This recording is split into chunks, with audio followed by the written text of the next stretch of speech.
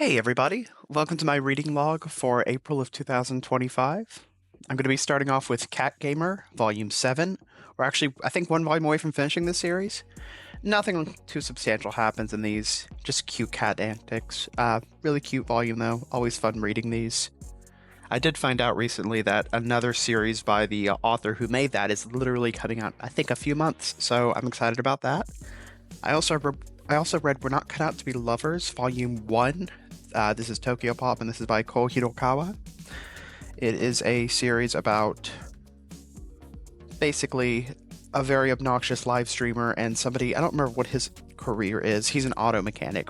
It's not really highlighted too much in the manga. He lives next door to him, and he's very obnoxious and loud with his streaming. So he basically is just coming over being like, hey, it's a weird premise because he's giving romantic advice and that sort of stuff. And he was saying basically just,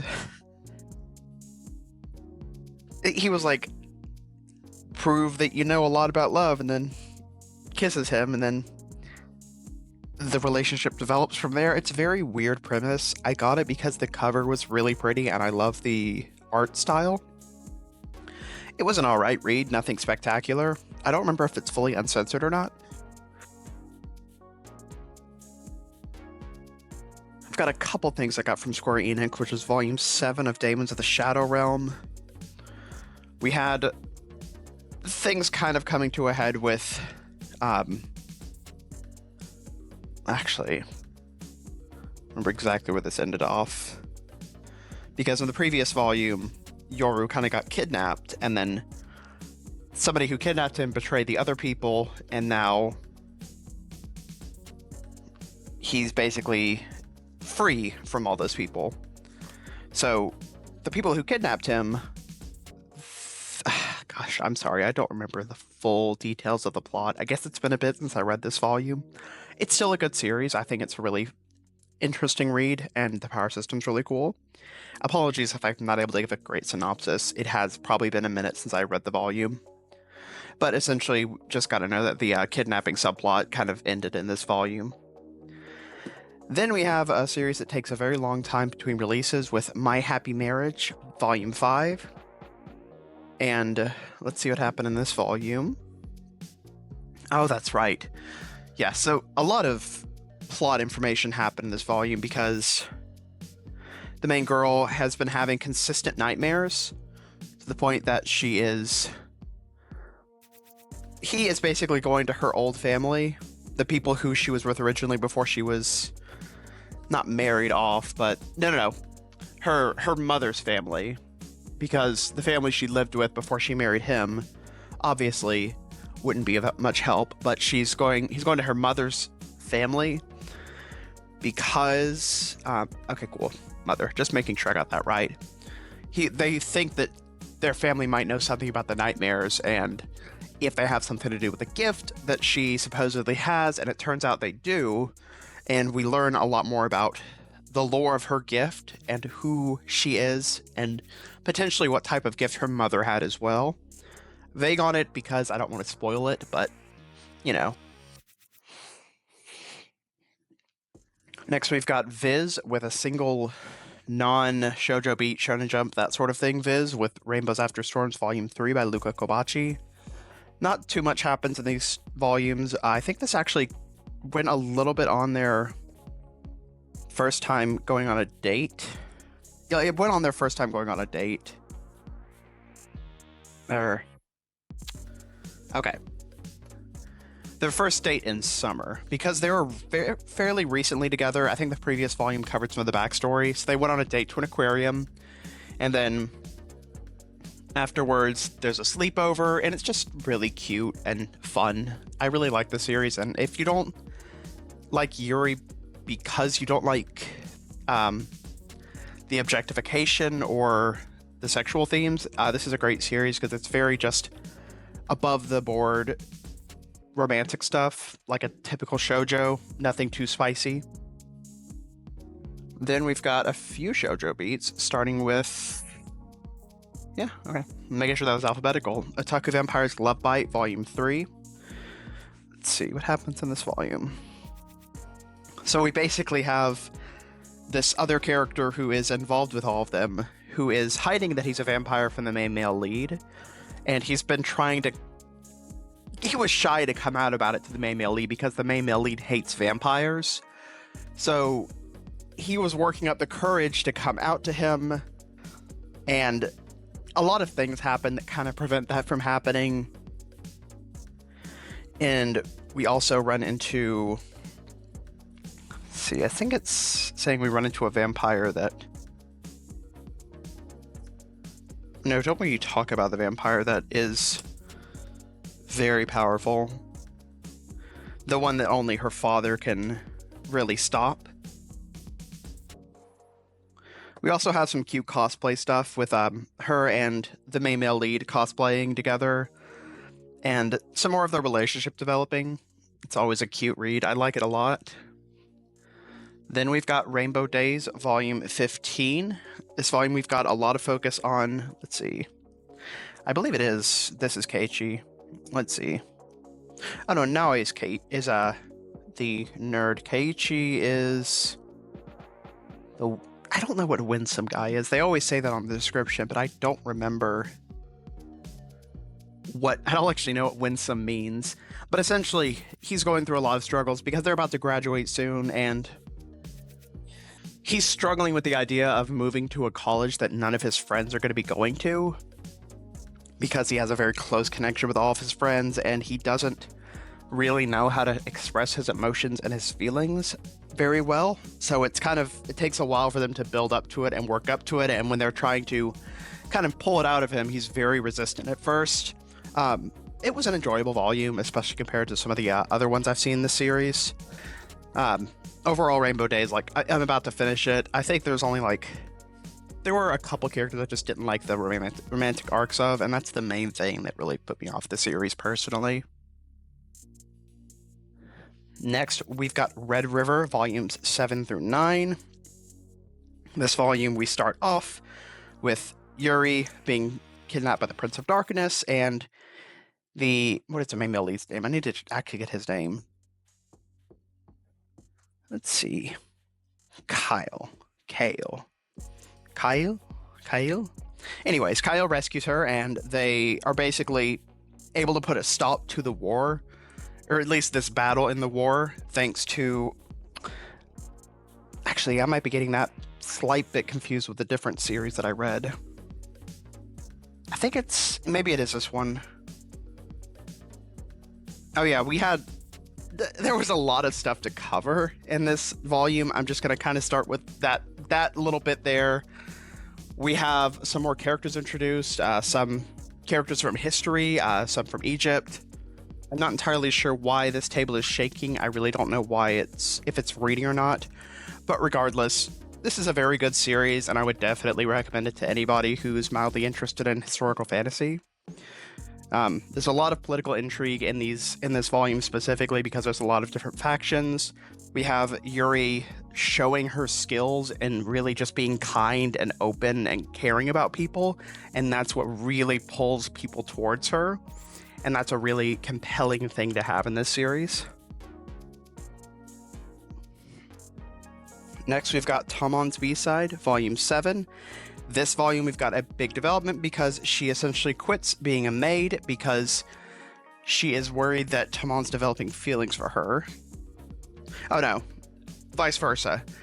She is worried she's developing feelings for Tamon as his real self and not just his idol self. And we have, how their relationship develops from that, how things resolve, and we also finally meet the fifth member of Face. I don't remember what his weird quirk was. I don't think he's been covered previously. But anyways, it's just really stupid fun, but it's got a very meaningful relationship seemingly developing. Hopefully it doesn't take too long to really get things on the ground, because we are 7 volumes in without an actual relationship developing between the main leads so far, so we'll have to see. That's all the shoujo beat I read this month. I'm going to start with Shonen Jump next. We've got Dandadan, Volume 12. This volume we've got... I think we have right before the invasion or right at the very beginning of the invasions when it ends. Yeah, it ends right at the beginning of the invasion that they've been preparing for. This last couple volumes, we have the main character learning how to use these powers when he's outside of his body, how he's able to transport different places, from the grandma who can't do anything to help them because she's already obliged to help another area because she's contractually obligated with the gods of that area. But I'm going to try and start getting these a little brief because I realize I'm rambling a lot. I'm 10 minutes in and I haven't gotten through a lot so far. Yeah, Donadon's always great. Really good characters and interesting action, and I like the drawings of the aliens and the way their powers work as well. Then we've got the final volume of JoJo's Bizarre Adventure Shining Diamond's Demonic Heartbreak, which is volume 3.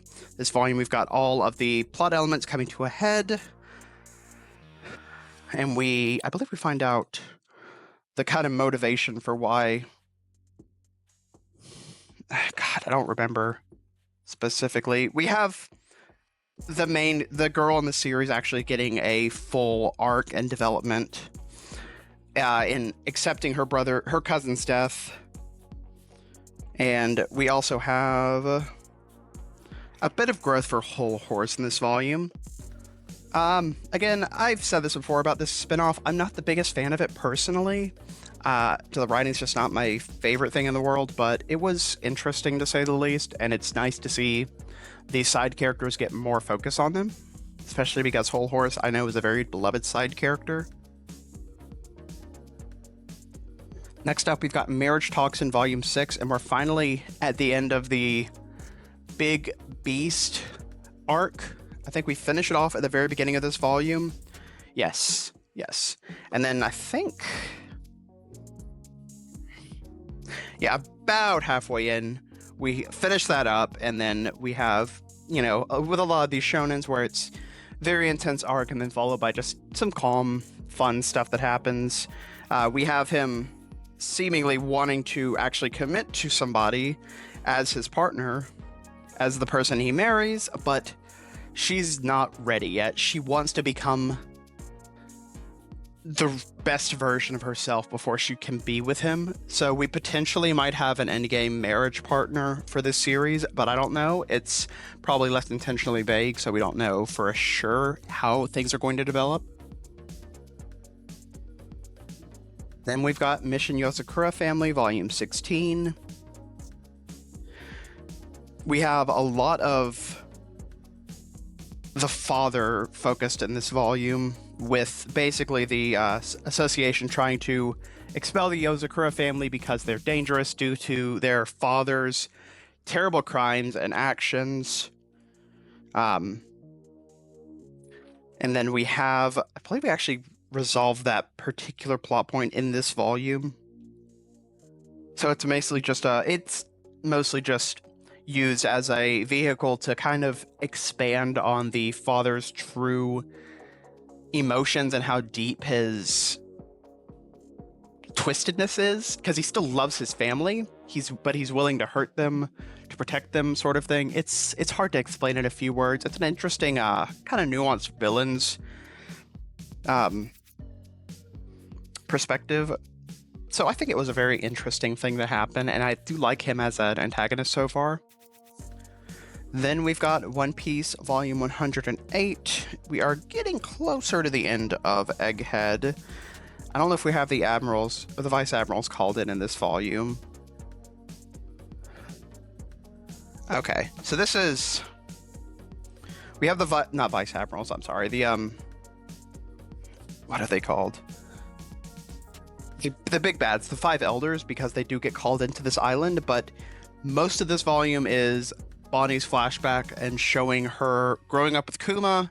Again, a very meaningful, depressing backstory, as is a lot of the times the case for these characters in One Piece. They have very sad backstories, but it's a very good series. Obviously, I'm not going to say that every time about One Piece, but I am going to think it every time.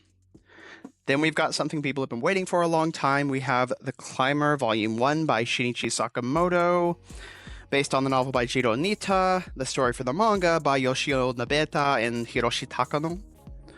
through VizSig. It's about a guy who basically, I don't know exactly how he starts. Oh, yes.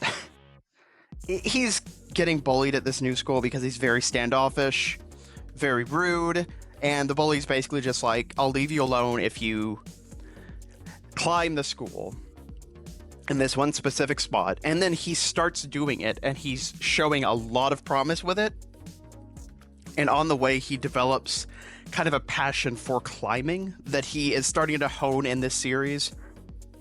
And the series essentially is going to be presumably about his adventures, his journey with learning rock climbing on mountains and achieving his goals. I don't really know the end game for this series. It's kind of just we're experiencing his life as he's experiencing it right now. He wants to climb this specific mountain in Japan that is near his hometown.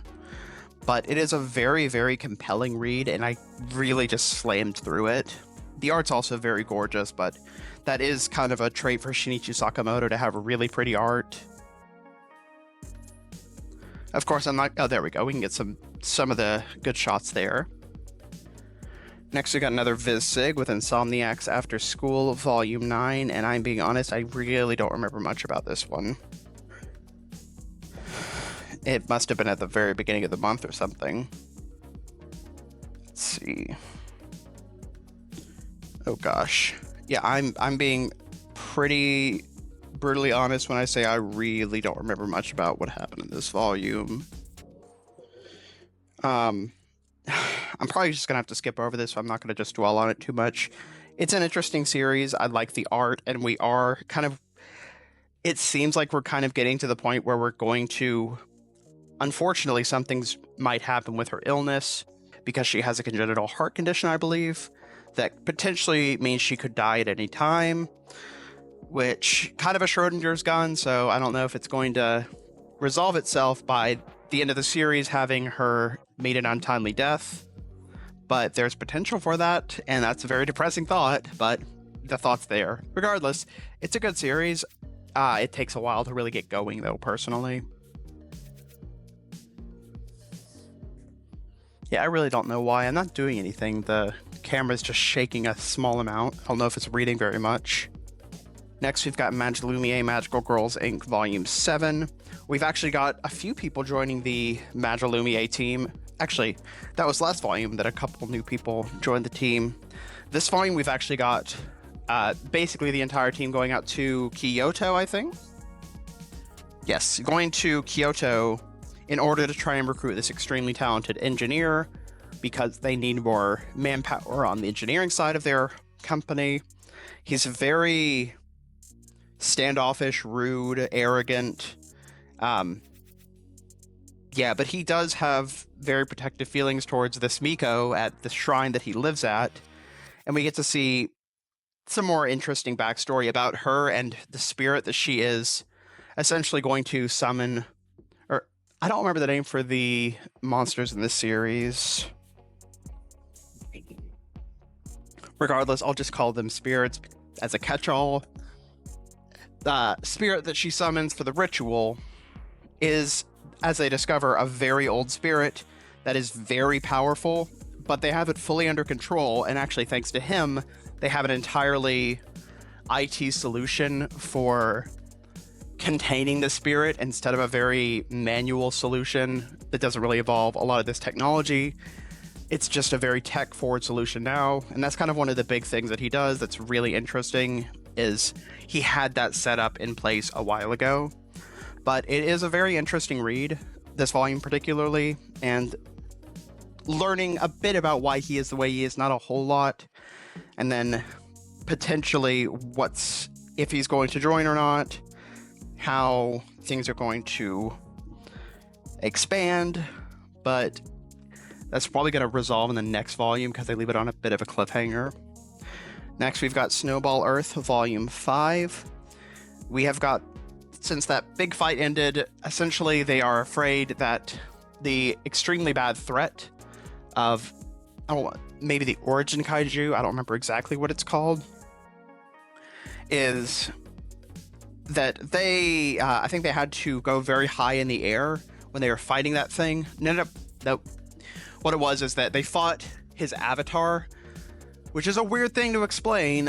Essentially just somebody he's controlling. They fought and destroyed that, but because of that, he knows where they are, so he can come to them at any moment and destroy where they live and kill all of them. So they're trying to move to a new place that's more secure. On the way, they run into, on the way to a scouting location, they run into another kaiju that introduces a bit more of the variants in these kaiju types. This one's kind of something that can mimic humans in order to draw in people consensually, so it has a stronger bond on them, and then devour them. And we get that thing happening in this volume. We get a bit more humanization for the villains that were captured, and we have essentially just all of them trying to move to a new location without being discovered by the origin kaiju, as I'll call him. Next, we've got Steel of the Celestial Shadows, Volume 6. This volume is essentially the end of the gambling battle that happened when they transported to a different place in time. I don't know if it's a different time, it might just be a different place, with this person who has never lost a game of this specific game that they're playing. They just call it a game of chance. Okay, it probably has an actual name in the series, but regardless, they're playing a dice game and this other guy never loses. We find out why he never loses, and we get an interesting backstory for him with a lot of details, and it's kind of based on the historical plague in this specific area. Not plague, historical drought. What's the word? Famine. Historical famine in this area, where because rain was constantly happening, nobody was able to grow crops. Nobody was able to... Essentially everything bad was happening to a few areas in this part of Japan in this time.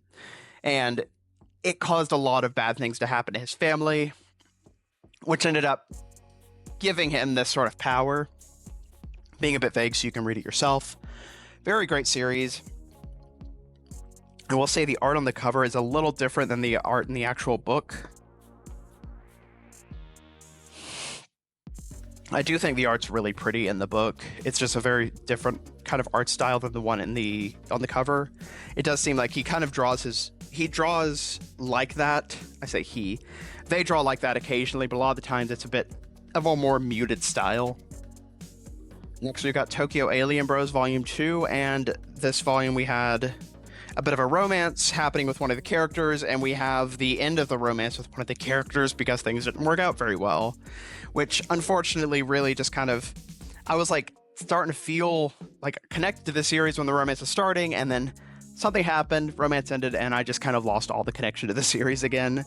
Unfortunately, I really just don't think the series is for me, even though I really do like Hideyasumi. But yeah, it's something. Next, we've got Dracula Midnight Children Volume 4. We get some more explanations of Dracula in this volume with... Actually, I think we started the backstory of when Dracula got where he was in the previous volume.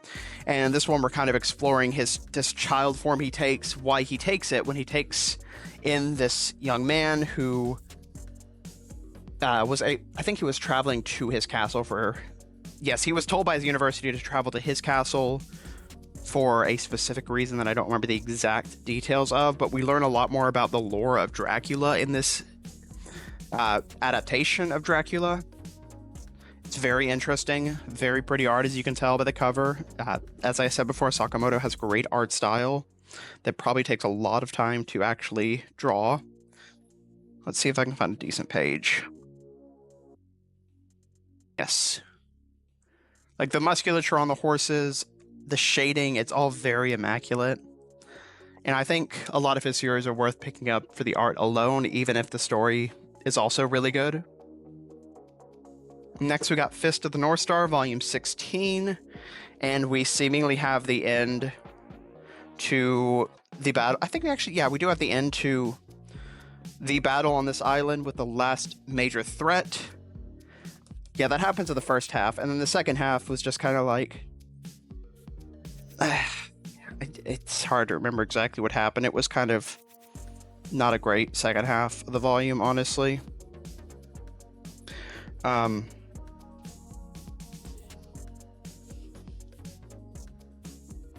yeah. I'm a little confused. I don't know why Rao's here.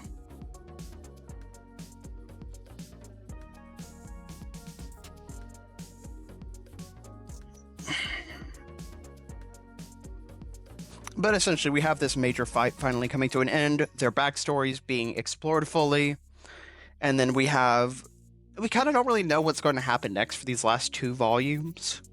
I guess I'm going to have to wait and see. I don't know what the author's plan was, but I'm curious to see how it's going to end, because it's going to end very soon here. Now I'm going to move on to 7 Seas after finally getting through all the viz, starting with Crossplay Love Otaku X Punk Volume 11. This volume focuses a lot on one of the characters finding out about their father's true hobby of cross-dressing and realizing that they were wrong about their assumptions about their father, because they thought their father was cheating on his wife with a lot of women. And it turns out those were all of his friends and he was cross-dressing, but he never told that to his children. He was basically extremely irresponsible and just left everything a giant mess. And it's a lot of this volume's focusing on the trying to help this family come back together and trying to help the secret be resolved in a way that doesn't hurt both parties. And for some reason, it looks like he's pregnant and it looks like he's just holding his belly. But I know that's like he's shy, but it's just kind of funny to me. Very cute series, though. Then we've got His Majesty the Demon King's Housekeeper, Volume 9. This volume, we've got... Oh gosh, what does happen in this volume?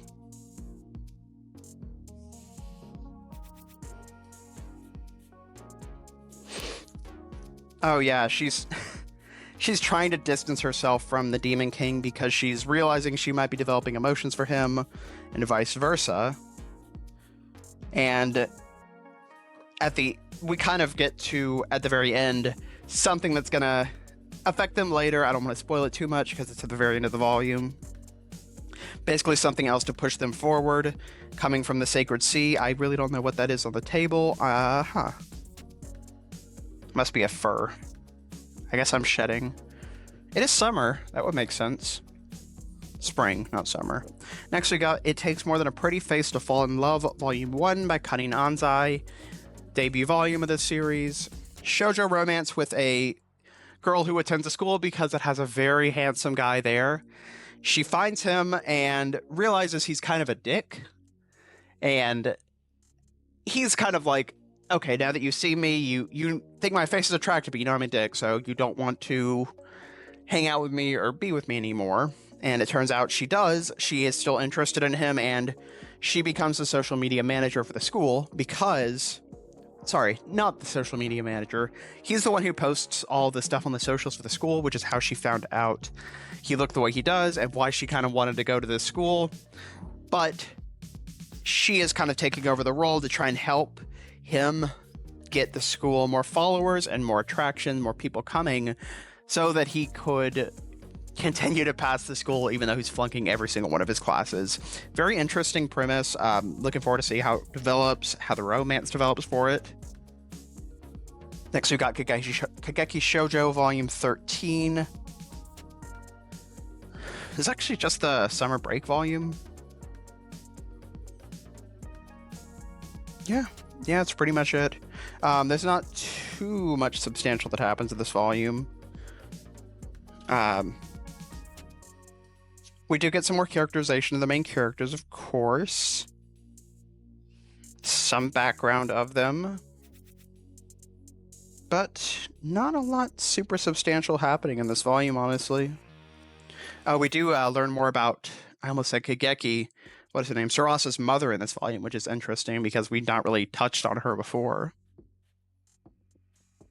Then we have My Girlfriend's Child, Volume 7, continuing the trait of the girl's father being very, very stuck in his own ways and very opinionated about how she is going to treat the pregnancy, and a lot of tight family emotions in this volume that kind of made it a bit hard to read. It's a just in a good way, because you can really feel the emotions of everybody and why they're thinking the way they are. It is a really, really great series, and it is going to be ending in a couple volumes as well. Next, we've got The Masterful Cat is Depressed Again Today, Volume 9, and this is really just more cute cat antics. Not a lot of super intricate details on this series. We do get a bit of backstory about the old man who met the cat initially and taught him some of the stuff he does. He actually comes back to visit for a bit, and we get some more backstory on why they communicate the way they do, how they communicated, and how their relationship is currently. It's a cute little series, and the anime was great too. Next, we've got Who Made Me a Princess, Volume 9, and this is the final volume of Who Made Me a Princess, where we have all of the conclusion for the series. I don't think there's even a time skip at the end. I think it just kind of ends off with something happening, because it's obviously the end of the series, and I don't want to spoil that. But my only issue with the series, I said it in the previous, when I talked about the previous volume, is that it did kind of rush one of the plot points a bit, and it kind of stuck me a little weird. It just didn't read very well to me personally, but I still think it's a fantastic series, and the art is so, so pretty. Not to mention the rainbow color on the spine being really gorgeous. I would definitely recommend anybody to read it. Next, we have Yokai Cats Volume 9, and if I had nothing to say about Masterful Cat is Depressed Again Today, I have nothing to say about Yokai Cats, because it's a great read, but it is just little 4 comas of cats, specific cats, and their traits, and being silly and cute. It's good, it's a cute series, it is Pandania. Next, we have The Fiancé Chosen by the Ring Volume 6. Ooh-doo-doo-doo-doo. I do not remember exactly what happens in this volume. Oh yeah, I think we actually get some... do we? Am I thinking of the previous volume? I might be thinking of the previous volume. No, okay, we have some explanation about who was trying to kidnap the primordial witch in the first place, because we know that she took the place of, I think, the princess fiance. I don't remember exactly who it was, in order for her to be kidnapped instead of the more important person to them. And we learn more about the people who were kidnapping her, their motivations, and some more explanation of the primordial witch as a concept. It's interesting, and I do really wish the series would come out faster, because I think we're almost caught up to Japan, and it's a cute series with interesting plot developments and plot points that I want to learn more about. Regardless, next we have Go Go Go Go Go Go Go Go Go Ghost Volume 3.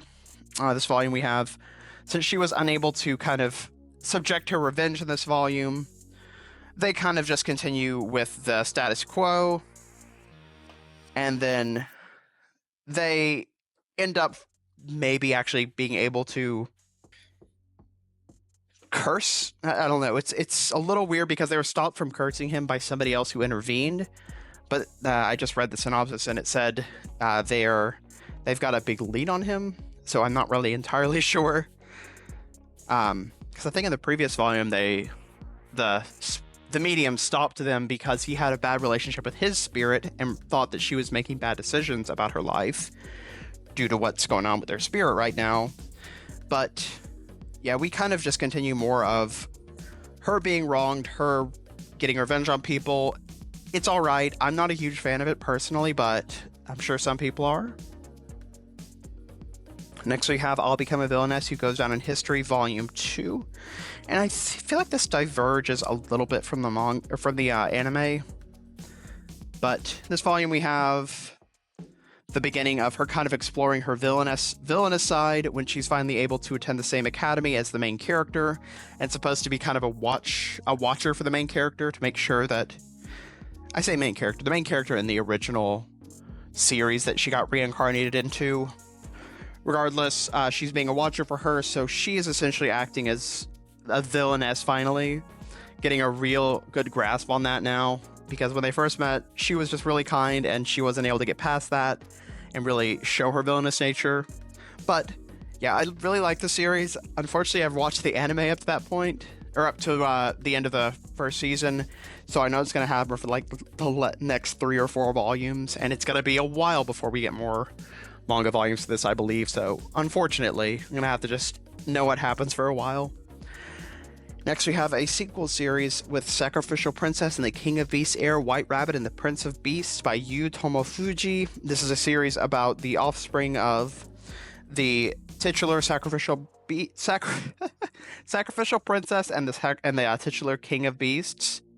And it's basically about him trying to go on a journey to discover his own strength and meeting a couple new characters in the meantime who are basically going to take care of him on his journey to make sure he doesn't meet his untimely demise. It's cute. I enjoy it, and I'm looking forward to reading more of it. I did really like the initial series, but I only got to watch the anime because I haven't picked up the manga yet. Got another first volume with Bocchi the Rock side story Kikuri Hiroi's Heavy Drinking Diary Volume 1 by Aki Hamazi and Kumicho. This is a spin-off comedy about the girl. I think she's the lead bassist, or is she the lead guitarist? Yes, she's the bassist for Sick Hack, which is a very popular band in this underground area. And it's exploring essentially her terrible habits of heavy drinking and taking advantage of people, and it's kind of playing it as a comedic spin on things. I will say, if you have a history with alcohol abuse or that sort of thing is hard to read for you, don't read this. It's very, it doesn't really like treat her as a terrible person for her alcoholism, and it just kind of, it treats it very comedically and very light, which I'm not going to say anything good or bad against that. I'm just saying, if you have a history with alcoholism or you get offended by that, probably shouldn't be reading this. But yeah, it was good. I really do like that it's not a 4-panel, because my problem with Bocchi is that it's a 4-panel with the format of a normal comic, meaning that all of the stuff that happens isn't really fit for a 4-panel, so it feels like everything's just super condensed and it's a super thick read. Anyways, next up we have Minato's Laundromat Volume 5. This volume we've got, let's see.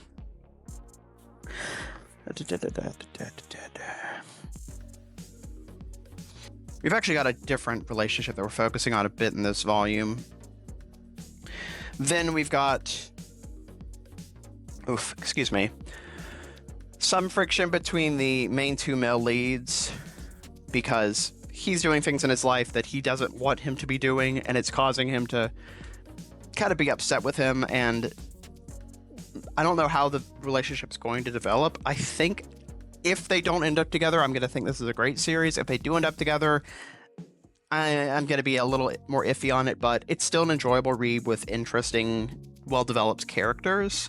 I guess the only problem is just that it's an age gap with a minor, which is bad.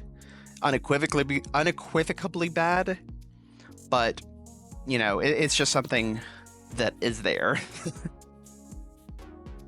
So I'm hoping they don't end up together, but I don't know. I really don't know. Next, we've got Knights of the Cat Volume 5, and this is yet another cat series where it's just the cat being really cute and doing really stupid stuff. It's a very fun read, though. Now we've got a Fumi Yoshinaga volume with Tamaki and Amane, and this is a one-off about these reoccurring character types in history and these different types of love in these relationships. I think there's 5 one-shots in this. Yes. And they're all kind of like tangentially similar names of similar pairings that are explore the dynamics of family love, of romantic love, of, I guess, adoptive love and friend love. It's a really interesting but very, very, very, very depressing read, because most of the stories end up badly for everybody involved, so be forewarned if you do read this. Next, we've got A Condition Called Love, Volume 12. After their first fight, we actually get to have some more deeper exploration of their resolution skills, and we actually have another character realizing... we have another character realizing that she doesn't want to pursue a romantic relationship with this person because it's not what she truly wants. It's a bit weird to explain without spoiling who it is and what it's talking about. I don't know, was that last volume actually? It might have been. Yeah, it was a bit in this volume. but we have her basically committing to being a friend. But yeah, it's very cute, but also very, very emotional series with very troubled characters who have a lot of issues that they deal with, so it can be a bit triggering to people. So viewer discretion advised, I guess. But yeah, I enjoy the series. I think it ended in Japan recently, and it's going to be like 18 volumes or something. Anyways, next we've got another one-shot with Contrast by Minetaro Mochizuki. And this is a one-shot about a guy who is essentially stalked by this disturbing-looking woman, and it starts off with her presumably stalking somebody next door, and then he intervenes a little bit and then becomes her target, and it's relentless stalking with this entity that seemingly is unhuman. And it's... I hate to say it, I didn't really like it that much. It didn't really do a lot for me. I get the premise and the concept behind it, but for some reason it didn't really strike me as much as it seems to have stricken a lot of other people. But yeah, give it a shot if you're interested in horror. See if I'm just alone in that weird opinion. Next, we've got Toxic Daughter Chi-chan, and this is a one-shot by Shuzo Oshimi, and it's a prequel to the Toxic Daughter film in Japan. It is a one-off about these two classmates who decide to help this girl who never shows up to school, who turns out to have a lot of mental problems. She basically attacks people. There's not a lot I can explain about it without spoiling what happens in the volume. It's interesting. It's kind of creepy. It's a Shuzo Oshimi, so it's a decent exploration of the characters with just depressing things happening to everybody and nobody having like a good time in this universe. And then it kind of sets up the film, obviously, which I don't really plan to watch, but who knows. Anyways, next we've got Welcome to Iruma School. Demon-kun is what this series is not. Welcome to Demon School Iruma-kun, Volume 13. We are trying to finish up... Actually, we're just getting into the festival, the battle festival. We explore some of Clara's powers and some of Asmodeus's time training, how that changed him, some new things that are new power structures that are developing between the two of them. Not between the two of them separately. Great series. Would 100% recommend to any shonen fans out there. A very fun, lighthearted series. Next, we've got another Volume 1 with the Dashing Zaddy and his icy protege, Volume 1 by Fumito. This is a series about a very dashing older man who works at an office, who is essentially just hit on by this lady, and then he's struggling a lot because he has interest in other people, but he has ED, maybe due to his age, maybe due to something else. But then we have this man right here who essentially takes the bullet for him when it's almost outed that he has ED, and in the process accidentally stumbles upon him naked and he gets a boner. That was very crass. Not really a better way to say that. And it's about an exploration of why did he get aroused by him? He's straight, is he? Also, he's the icy protege because he's very, very cold to everybody, but he's also obsessed with him. Let's see. I don't have a lot of time left, so I'm going to just kind of quickly go through these last few. Gachia Kudo Volume 6. We are finishing our fight with this girl in this volume, and then afterwards we're kind of exploring more of the fortress that they live in and the powers that are keeping everything held together there. Interesting read. It's growing on me more as I read it more. We've got Gazing at the Star Next Door, Volume 5. Spoilers, they do seemingly end up starting a relationship. They do end up starting a relationship together because it turns out he was bluffing about not liking her because he didn't want to get her involved in his life. He didn't want to hurt her or to put her in any danger, but they have decided to move forward with the relationship. And we are learning about the trials and tribulations of having a relationship when he is so in the public eye. Very, very good series. I like it a lot. Then we've got My Noisy Roommate, The Roof Over My Head Comes with Monsters in a Hottie, Volume 2. And we've got some more exploration of other characters in this volume. Another couple that's kind of helping move these two along to potentially become a couple, maybe. Who knows? We have them going to a house and working together, and then later on also having to work together on a separate mission altogether. And it seems like they're starting to develop more of a relationship between the two of them. Don't know if it's going to be a work relationship or a romantic relationship. Time will tell. All right, next up, we've got Rent a Girlfriend, Volume 30. We are beginning the cohabitation arc in this volume. They're living together now due to circumstances that are hard to explain. Basically, they couldn't live where they lived previously. He had nowhere else to go for the moment, so he's staying with her. We have, the usual Rent-A-Girlfriend antics where not a lot of true development happens. We have a lot of talking, not a lot of real movement happening in the relationship.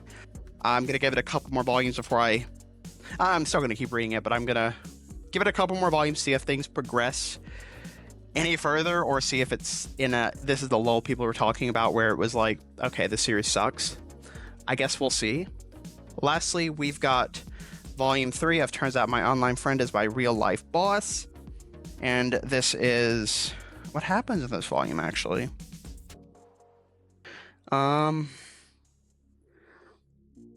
Right. We have stumbling blocks they're running into in their relationship because he's becoming insecure about his role in the relationship because he's always taking on all of the romantic actions and taking on all the responsibilities and the more dominant role in the relationship.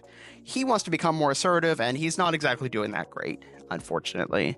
So we have hijinks happening from that. Not really too much I can remember to explain in this volume, but it was enjoyable and cute, and it's a fun time to read. But yeah, I'm running low on time, so that is going to be the end of my reading log for this month. Let me know what y'all read in the comments below. Let me know anything y'all are interested in. Anything, really. I appreciate any sort of feedback. But I will see you guys next month with my next haul, and I hope you stay cool, because it's spring and it's hot.